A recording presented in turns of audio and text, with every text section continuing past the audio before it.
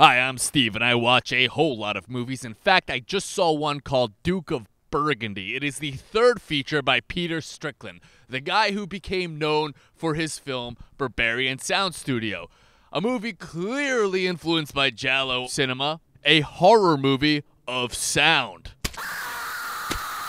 Now, I was excited to speak with Peter Strickland because watching his films, I knew that he was into experimental cinema like Stan Brakhage. What we did is completely anti-Brakhage in a sense. I mean, superficially, it's total Brakhage, but you know, he would have hated digital. The two filmmakers that you could never, that are completely anti-digital, would be Stan Brakhage and Peter Kobelka, who would actually use the film strips as paintings on a wall. I knew he was into noise music like White House, Nurse with Wound, and Merzbow.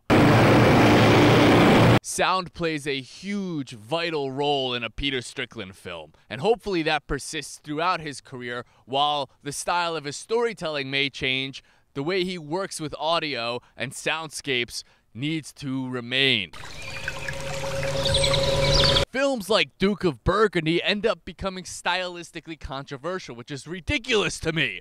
But the conversation always comes up. Can you mix styles of cinema? Can you mix experimental cinema with narrative cinema? Is there room for experimentation in a narrative linear structure? Of course there is. Peter Strickland shows us this. You can inject a lot of horsepower into something with avant-garde techniques. I think, especially in music, you know, if I think of, you know, really famous bands like My Bloody Valentine or Jesus and Mary Chain. I mean, the way they collided these things such as noise and melody, it's just they really, there's an enhancement there.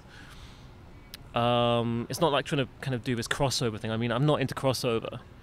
It's more about how can I enhance, how can I make this the most intense experience possible. I'm always trying to search in disregarded places or overlooked places, you know, like sexploitation cinema. That's one of the few corners of cinema which is mostly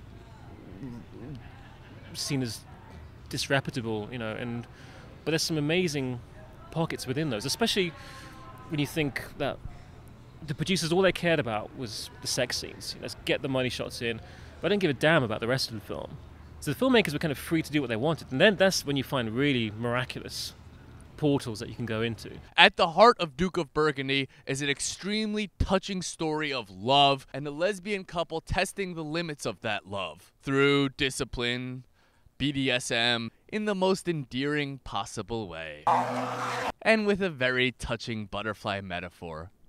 The film can get scary, actually. It becomes almost a horror there, but more than just a horror is a nice little depiction of the inner struggle of someone trying to grasp onto a very complicated love scenario. This is all I ever dreamed about, to be used by you. It's not even about the sexual activities, it's about career plans. It's about, you know, someone wants to move here, someone wants to move there, you know, where is the give and take in a relationship? You know, is it always one person sacrificing something for someone else, or is it one person repressing something to hold it back? And so it's kind of, yeah, for me it's just a domestic drama. I mean, it's a domestic drama with a bit of window dressing, but it is a domestic drama. It's my attempt at an agony aunt film, really.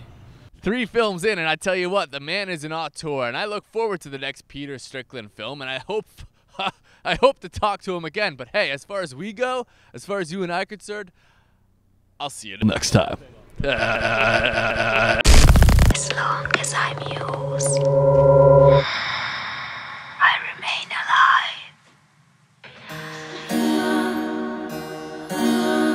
alive. Stan Brakhage.